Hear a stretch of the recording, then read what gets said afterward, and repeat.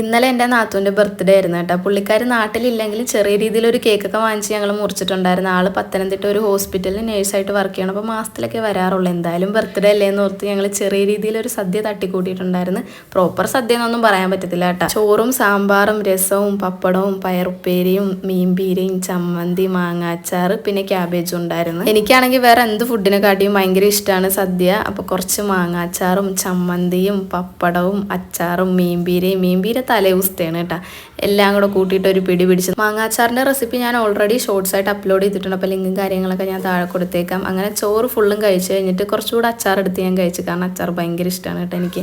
അങ്ങനെ നല്ല രീതിയിൽ ഫുഡെല്ലാം കഴിച്ച് കഴിഞ്ഞിട്ട് വൈകുന്നേരം ആയപ്പോഴത്തേക്ക് ഞങ്ങൾ മേമാട് അങ്ങോട്ട് പോയി. ഉച്ച കഴിഞ്ഞാൽ ഞങ്ങൾ മിക്കപ്പോഴും മേമാൻ്റെ അങ്ങോട്ട് പോകാറുണ്ട് കേട്ടോ. എൻ്റെ മിക്ക വീഡിയോസിൽ നിങ്ങൾ കണ്ടിട്ടുണ്ടാവും. അങ്ങനെ അവിടെ ചെന്നപ്പോൾ അമ്മ ഉണ്ടായിരുന്നു. ചായയൊക്കെ കുടിച്ച് അങ്ങനെ വർത്താനം പറഞ്ഞിരുന്നപ്പോഴത്തേക്ക് ഉമ്മയുടെ ഒരു ഏട്ടത്തിയുടെ മകൻ ഗൾഫിൽ നിന്ന് വന്നിട്ടുണ്ടായിരുന്നു. അപ്പോൾ അതിൻ്റെ മിഠായും കാര്യങ്ങളൊക്കെ കിട്ടി. അങ്ങനെ കുറച്ച് കഴിഞ്ഞപ്പോഴത്തേക്ക് അമ്മ പോയി. ഞങ്ങൾ